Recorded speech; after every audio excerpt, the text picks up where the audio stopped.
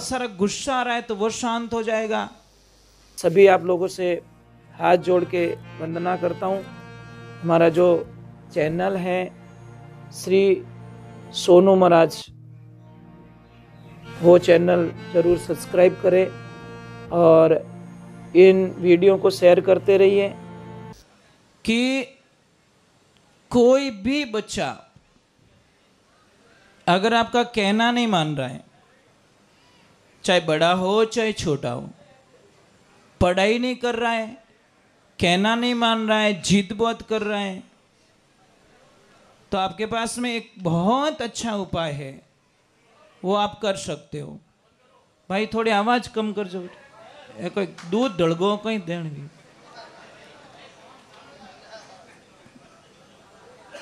थोड़ी शांति। उनके भी काम की चीजें अब सुनेंगे भी नहीं, बहुत आवाज आ रही है उनको। तो आपको क्या करना है, देखो एक चीज, ये चीजें सीखने को मिलती है। अब वो बच्चा है, वो बाल्टी लेके पानी पिला रहा है, ये भी किसी का लड़का होगा, सिखाया तब वो घूम रहा है ना, नहीं तो वही कबड्डी रमतो बार। बहुत अच्छा बेटा, बहुत अच्छा काम कर रहे हो। ऐसे बच्चों को सिखाओ कि बेटा तुम फंक्शन में चलो तो सेवा करो, सेवा के भाव प्रकट करो उनमें। कोई संत महात्मा गए किसके द्वार पे तो भिक्षा मांगी, तो अंदर एक छोटी गुड़िया थी। उस गुड़िया ने बोला कि गुरुजी यहाँ पे कोई नहीं है और घर में कुछ भी नहीं है देने के लिए। तो महाराज जी ने बोला कुछ तो दे दे बेटा।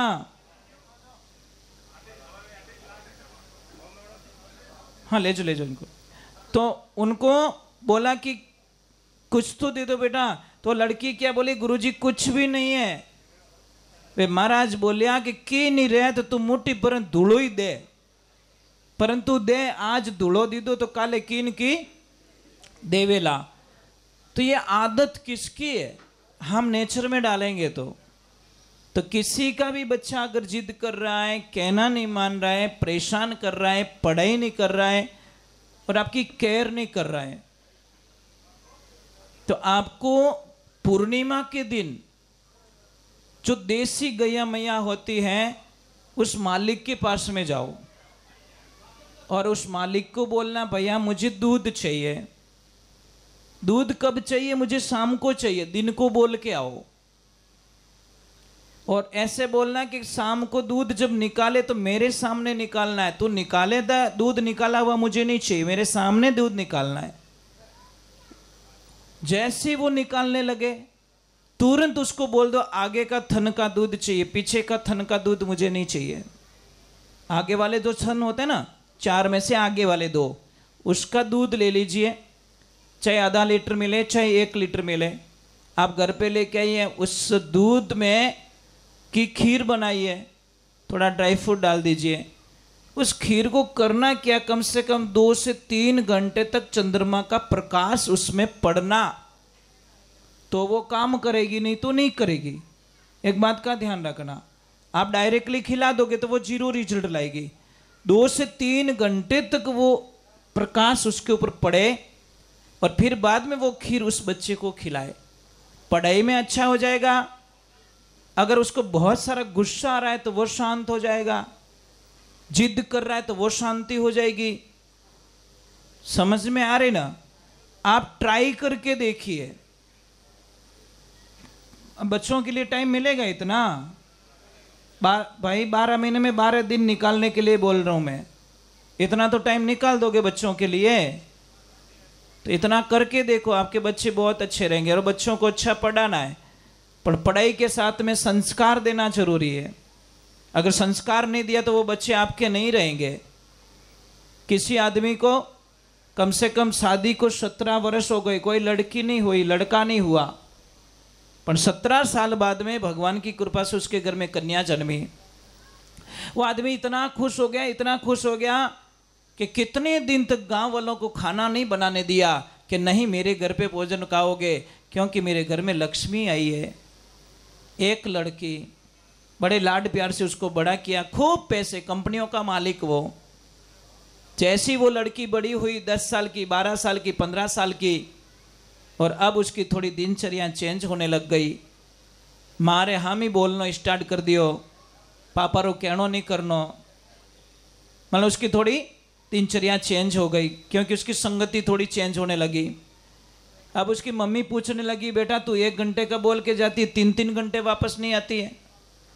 वो लड़की बोलती, मम्मी मुझे डिस्टर्ब करने की ज़रूरत नहीं है, मैं सब समझती हूँ, मुझे मेरे दोस्तों के साथ में घूमना है फिरना है, अच्छा लगता है। अब जैसी वो लड़की 18 वर्ष की हुई तो उस लड़की ने, मम्मी ने पूछा कि बेटा तू रात को 2-2 बजे आती, तेरे पापा को पता नहीं है और तू झूठ बोल के जाती है कि मम्मी हाँ झूठ बोलती हूँ, मेरे दोस्तों के साथ एंजॉय करती हूँ, मौज करती हूँ, और मेरी लाइफ में इंटरफेयर मत कीजिए, आप मुझे जीने दीजिए। तो उस लड़की की जो माँ थी उसने उसके पति को बता दिया कि देखो तुम्हारी लाडली, तुम रोज लाड करते हो, मारी बेटी मारी बेटी मारी बेटी, और तुम्हारी बेटी तो ऐसे ऐसे कारनामे कर रही है। पिता ने हाथ जोड़ा कि बेटा तेरे को हाथ जोड़ता हूँ, ये सारी प्रॉपर्टी तू रख लेना, पर मेरे नाम पे कहीं दाग मत लगाना, इतनी मेहरबानी कर देना क्योंकि सारा तेरा ही होने वाला है। तो लड़की क्या बोल रही, पापा मुझे आपके नाम से कोई लेन देना नहीं है, क्योंकि वो किसी और से शादी करना चाहती है, पापा ने मना कर दिया उससे शादी मत करना। फिर भी वो बच्ची नहीं मानी, तो पापा ने बोला तू नहीं मानेगी कि नहीं मानूंगी, नहीं मानेगी नहीं मानूंगी। पिता ने कुछ भी सहन नहीं कर सके और ट्रेन के नीचे आके कट के मर गए।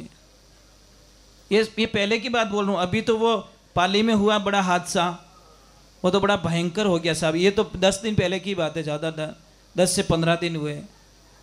उस लड़की को भी ऐसे समझाया माँ बाप ने कि हमारे नाम पे दाग मत लगा, तो लड़की क्या बोलती, मैं तुमको जानती भी नहीं हूँ, मैं तुम्हें नहीं जानती, ये पाली की घटना कहीं दूर की नहीं। पापा मम्मी बोले नहीं जानती, सच में मैं नहीं जानती, और लिखवा दिया मुझे मेरे माँ बाप से जान को खतरा है।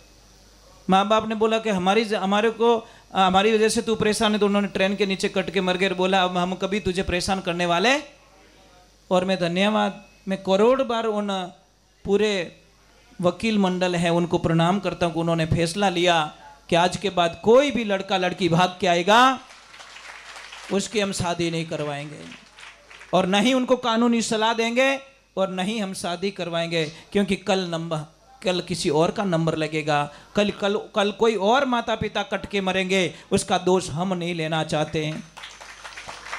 महाराज ये सब क्यों हुआ?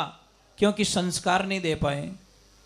मैं सारी बच्चियों को एक लाइन में खड़ी नहीं कर सकता, कोई बच्चियां बहुत अच्छी है साहब, माता पिता को भगवान मानती है, बहुत सारी बच्चियों को देखा मैंने, ठीक है 1-2% बच्चियां कोई गलत निकल जाती है उसका हम कहते नहीं है, नहीं तो बहुत सारी बच्चियां ऐसी बैठी है जो अपने पापा मम्मी के गुडविल पे बड़ा ध्यान रखती है कि मेरे पिता ने बड़ी मुश्किल से ये नाम कमाया, इसलिए मुझे कुछ भी हो जाए पर मैं मेरे पिता के नाम पर कभी कलंक नहीं बनूंगी, दाग नहीं लगने दूंगी। ये बच्चियों की देखा मैंने, बहुत सारी चीजें होती है साहब। तो इसीलिए मैं ये प्रार्थना करना चाहता हूं, एक छोटी सी बात है महाराज, छोटी सी बात है, थोड़ा ध्यान से सुनना, कि आपकी बेटी आपको कॉल करे कि पापा मम्मी मेरे पति बहुत अच्छे हैं, मुझे घुमाने के लिए ले जाते हैं, मेरी हर डिमांड पूरी करते हैं, मुझे बहुत अच्छा रखते हैं, मुझे नींद में सोई हुई तो मुझे कोई काम के लिए नहीं बोलते हैं, मुझे बहुत आदर देते हैं, कुल मिला के। महाराज ईमानदारी से ध्यान रखना, आप कितने खुश होंगे भाई, खुशी मिलेगी ना आपको कि मारा जमाई सा मारा बेटी रा हाउ हो रहा कितना अच्छा है, जो हमारी बेटी ने बिल्कुल परेशान नहीं करे, राजी होंगे? अरे कौन कौन रहे वो, सब राजी रहे हो पक्का? एक बार और पूछ रहा हूं, आपकी बेटी कॉल करे मेरी सासू माँ बहुत अच्छी है, ससुर जी बहुत अच्छे हैं, मुझे घूमने के लिए भेजते हैं, मुझे जॉब करना जॉब के लिए भेजते हैं, मुझे कोई पाबंदियां नहीं है, मेरे पति बहुत अच्छे हैं, आपको खुशी मिलेगी कि हमारी बेटी सही जगह दे दी। परंतु मुझे एक बात मैं समझ नहीं पाया कि तुम्हारा बेटा तुम्हारी बहू को घुमाने के लिए ले जाए तो बच्चे वटे वटा क्यों काटो? तुम्हारी बेटी को तुम्हारा जमाई घुमाने के लिए तो बड़ी खुशी मिलती है, पर तुम्हारा बेटा तुम्हारी बहू को घुमाने के लिए ले जाए तो क्या हो, तो लुगाई और गुलाम है। वारे जन पावण थार लुगा थारी बेटी रू गुलाम नहीं बनियो। ये सबसे बड़ी समस्या पैदा हो रही है। जितना सुख अपनी बेटी के लिए ढूंढते हो, उससे डबल सुख अपनी बहू को दे के देखो, तुम्हारी बेटी को स्वर्ग मिल जाएगा महाराज। इसमें कोई शंका ही नहीं है। जैसी करनी नहीं वावे तो बावड़े उनके अम्बो खाऊं, खा लंबा लंबा कांटा। पराई बेटी को तू कष्ट दे रहा है और तेरी बेटी को सुख मांगता, साहब ये संभव नहीं है, नहीं हो सकता। जितना लाड प्यार अपनी लाडली से करते हो, उतना प्रेम अपनी बहू से करो, क्योंकि आने वाला टाइम में वो सेवा करने वाली तुम्हारी बहू को। पराई क्यों मानते महाराज, क्यों मानते हम लोग पराई? और शास्त्र में यहां तक लिखा है, माता, मैं देखो मैंने बोला बहुत कड़वा बोलता हूं, आप कौन कौन माता जी को मानते हो? ईमानदारी से ऊपर हाथ करो, माता जी को कौन कौन मानते हो? अभी सारे हाथ ऊपर हो जाएंगे, सारे हाथ ऊपर हो गए। बड़ा अच्छा लगा, मानते हो माता जी को, मानते हो। पर शास्त्र में क्या लिखा, देवी पुराण में क्या लिखा, वो पढ़ लीजिए ना, कि जो जो माता जी को मानता है, अगर पूरे जीवन काल में बेटी, बहन या पत्नी, इन तीनों में से किसी एक को एक भी अगर आपने थप्पड़ मार दिया तो आपके 7 जन्मों के पुण्य खत्म हो जाएंगे साहब। गई भैंस पानी में, हो गया लॉस। अब पास हाथ करो, रेवी को नहीं हाथ यूं वेगा। इतना लिखा है कि कोई भी अपनी पत्नी पे, अपनी बेटी पे और अपनी बहन पे कभी हाथ ना उठाए, ये तो बहुत बड़े पाप के भागीदारी बन जाओगे आप। पर किसको समझाइए? कई लोग के महाराज तो दारीज को नहीं, जो होठ मेलना स्टार्ट कर दो, जो गाय दूध नहीं देती उसको लठ मार के देखना, वो दूध देगी नहीं। और उसको प्रेम से थोड़ा, क्योंकि मैं तो गायों के बीच में रहता हूं, हमें पता है इस गाय से दूध कैसे लेना है।